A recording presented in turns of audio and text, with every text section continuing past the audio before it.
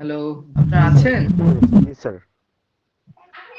তাহলে scouting scouting এর যে ল গুলা রয়েছে সারা বিশ্ব স্কাউট এই 10টা ল এর উপরে মূলত ভিত্তি করে থাকে।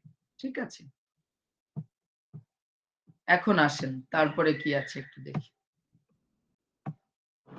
Scout motto. স্কাউট মোটোটা দেখেন। স্কাউটের মোটো কিন্তু খুব ছোট। মোটো কোনটুকু? স্কাউটের মোটো দেখেন এই যে ইংরেজিটুকু বি প্রিপেয়ার্ড। বি প্রিপেয়ার্ড অর্থাৎ সদা প্রস্তুত। এটাই হচ্ছে স্কাউটের মোটো।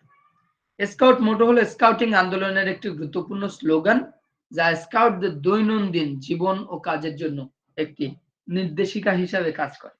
স্কাউট মোটোটি হলো বি প্রিপেয়ার্ড, প্রস্তুত থাকুন বা সদা প্রস্তুত থাকুন। এই মোটোটি স্কাউটদের নির্দেশ করে যে তারা যেন সব সময় যে কোনো পরিস্থিতির জন্য প্রস্তুত থাকে। এটা শুধু শারীরিক বা মানসিক প্রস্তুতি নয়, বরং একটি স্কাউটকে তার নৈতিক, সামাজিক এবং যেকোনো চ্যালেঞ্জের মোকাবেলায় প্রস্তুত হতে শেখায়। এটি একটি সার্বিক ধারণা যার মাধ্যমে স্কাউটরা শিখে। কি শিখে? যেকোনো পরিস্থিতি মোকাবেলা করার জন্য প্রস্তুত থাকা, সঠিক সিদ্ধান্ত নেওয়া, অন্যদের সাহায্য করতে প্রস্তুত থাকা, একে অপরের জন্য সহানুভূতি ও দায়িত্বশীল হওয়া। প্রিপেয়ার্ড মোটোটি স্কাউটদের দায়িত্বশীল, সাহসী এবং সহানুভূতি নাগরিক হিসাবে গড়ে তোলার দিকে সহায়তা করে। তাহলে স্কাউট মোটো বুঝতে পেরেছেন? স্কাউট মোটোটা কি? সদা প্রস্তুত, প্রস্তুত থাকা।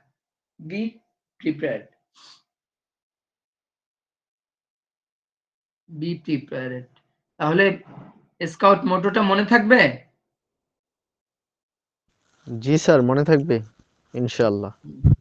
অনেক বড় মোটো কিন্তু মনে রাখতে পারলে সমস্যা হবে। ওকে, ইনশাল্লাহ। খেয়াল করেন স্কাউট সাইন। স্কাউটের সাইন আছে। আমরা ফার্স্ট সেমিস্টারে এটা দেখেছিলাম। মনে আছে আপনাদের? কোন সাবজেক্টে বলেন তো? ফার্স্ট সেমিস্টারের মনে ক্লাসে নাই কোন। দেখেছিলাম স্কাউট সাইন কেমন হয়। হ্যালো, শুনতে পাচ্ছি না। জি স্যার, শুনতে পাচ্ছি।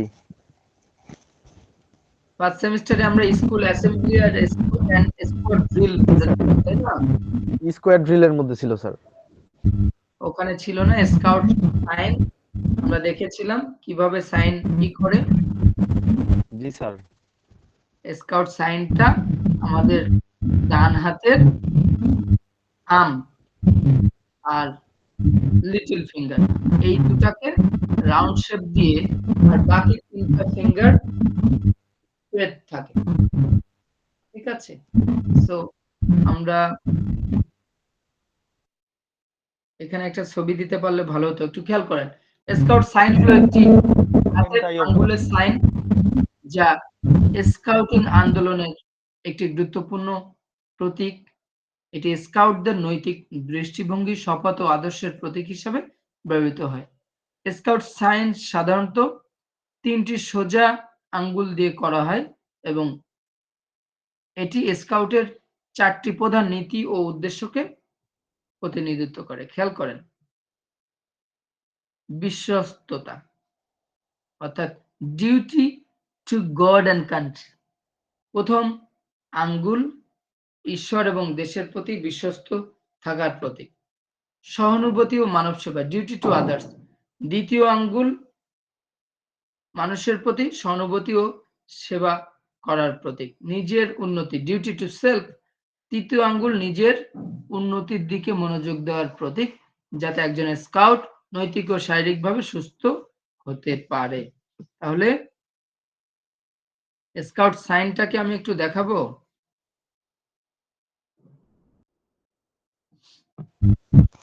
স্যার দেখান। স্যার, স্কাউট সাইটে কি গোল্ডেন টাই হিসেবে গোল্ডেন টাইয়ের মতো না? গোল্ডেন টাই হ্যাঁ, বলে ওইটা কি?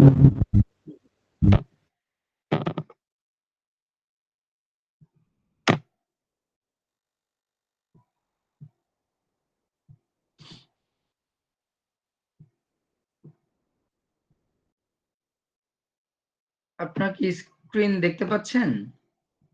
জি স্যার, দেখতে পাচ্ছি।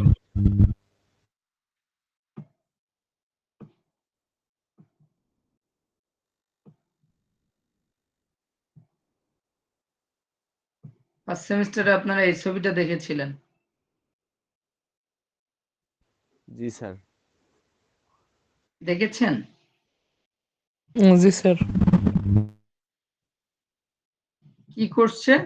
এই যে থাম্বের সাথে লিটল ফিঙ্গার, বুড়ি আঙ্গুলের সাথে যে কনিষ্ঠ আঙ্গুল, এটা একটা আরেকটার সাথে লেগে আছে, এটা দিয়ে একটা রাউন্ড শেপ, আর বাকি ৩ টা আঙ্গুল স্ট্রেট। ঠিক আছে? আমরা এরকম একটা ছবি দেখেছিলাম। তো এরকম ভাবে অনেকে সেলুট দেয়। আপনারা দেখেছেন এরকম ভাবে? এই স্কাউটের ড্রেসটাও কিন্তু অনেকটা এরকম হয়। মানে একেক দেশে একেক রকম হয়, বাট কিছুটা এরকম থাকে। সো এটা হচ্ছে স্কাউট সাইন। ঠিক আছে?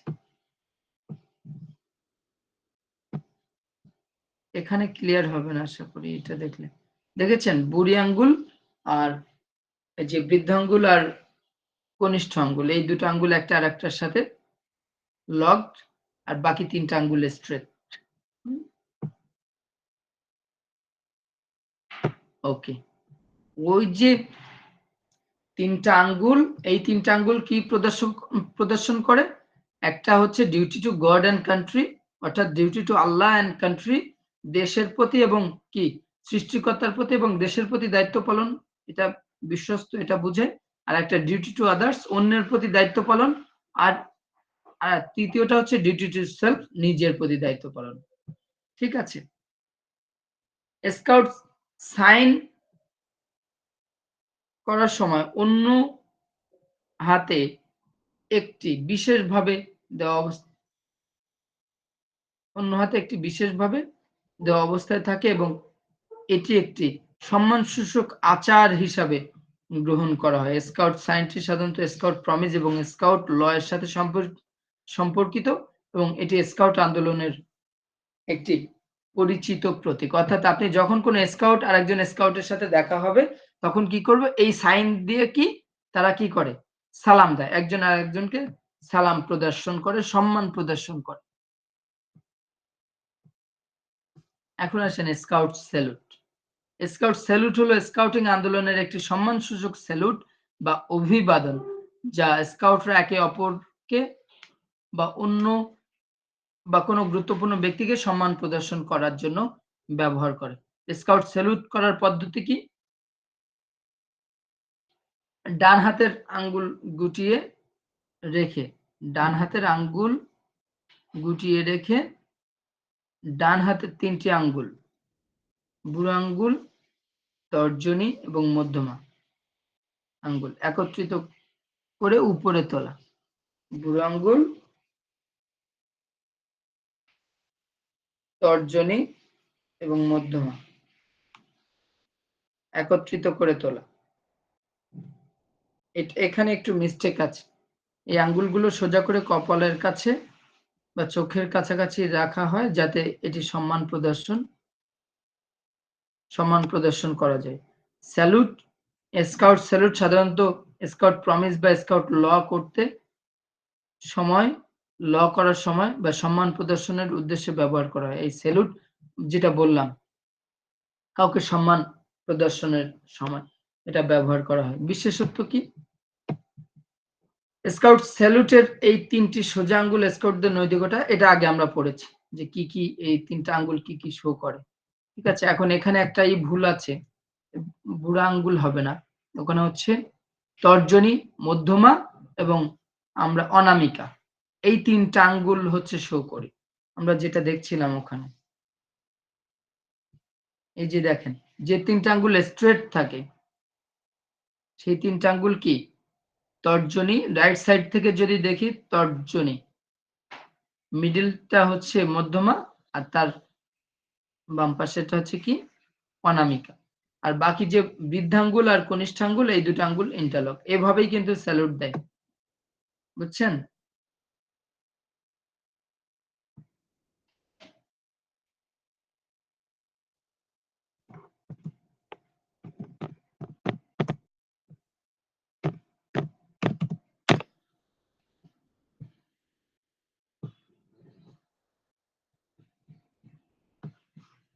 এই যে দেখেছেন সাইনগুলা বুঝতে পারছেন?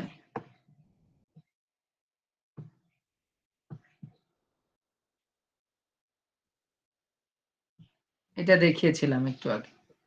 জি স্যার, বোঝা যায় স্যার। আচ্ছা, এটা হচ্ছে অ্যাকচুয়াল সেল। ওখানে একটু টাইপিং মিস্টেক আছে, ওটা আমি ঠিক করে দেব। ঠিক আছে, তাহলে আমরা কিন্তু স্কাউট সম্পর্কে লম্বা একটা আলোচনা দেখলাম। ঠিক আছে, ব্যাডেন পাওয়েল কেমন ছিল, কিভাবে স্কাউটটা আছে, স্কাউট কি এবং কি জন্য দরকার হয়। ঠিক আছে, এটা দেখলাম স্কাউটের প্রমিস, তারপরে স্কাউটের স্কাউট ল গুলো আমরা দেখলাম 10টা প্রধান ইস্যুর উপর ভিত্তি করে, মূলনীতির উপরে। Scout motto, scout sign, scout salute. So এগুলা কিন্তু আমাদের জানা খুবই জরুরি। বুঝতে পেরেছেন? জি স্যার, বুঝতে পেরেছি।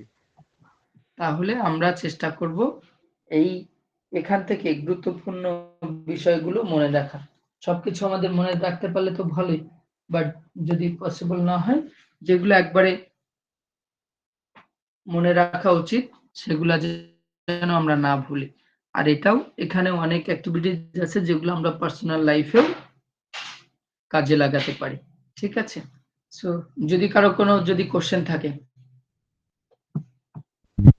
স্যার, সেকেন্ড সেমিস্টারের কোনো প্রশ্ন আমাদের কাছে নেই। আপনার কাছে কি কোনো প্রশ্ন আছে? আমার কাছেও নেই। আমার কাছে ইংরেজি কোশ্চেনটা আছে। ইয়েস, সেটা চাইলে আমি দিতে পারি। আমি অলরেডি অফিসে কথা বলেছি। ওনারা ব্যবস্থা করার জন্য চেষ্টা করছে।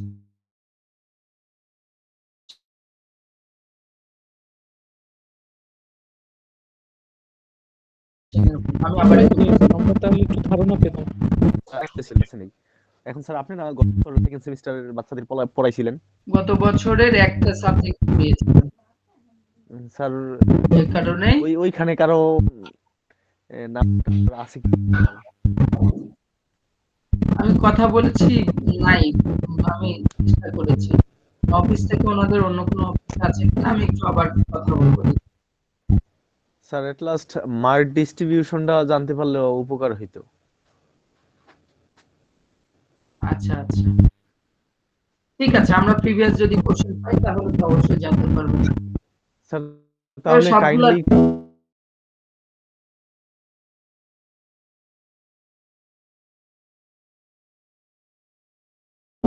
30 মার্কস, তাই না? 30 তিনটা পার্টে থাকে। 1 মার্ক, 2 মার্ক আর 3 মার্ক করে। 1 মার্ক, 2 মার্ক আর 5 মার্ক করে। হয়তো স্যার, প্রিভিয়াস তো রিপিট হয় স্যার, এই কারণে প্রশ্নগুলো প্রয়োজন ছিল। জি, জি, জি, অবশ্যই, অবশ্যই। পেলে তো সবার জন্য সুবিধা হবে। আমরা দেখি, স্যার, চেষ্টা করব। আমি আবার অফিসে কথা বলবো যে কোনোভাবে ম্যানেজ করা পসিবল। স্যার, দয়া করে তাহলে ইংরেজি প্রশ্নটা দিয়ে দিন। আচ্ছা, আমি গতবারের ইংরেজি কোশ্চেনটা আপনাদের গ্রুপে দিয়ে দেব। ঠিক আছে, সবাই ভালো থাকবেন, সুস্থ থাকবেন এই প্রত্যাশা আজকের ক্লাস এখানে শেষ করছি। সবাইকে আল্লাহ হাফেজ। আসসালামু আলাইকুম।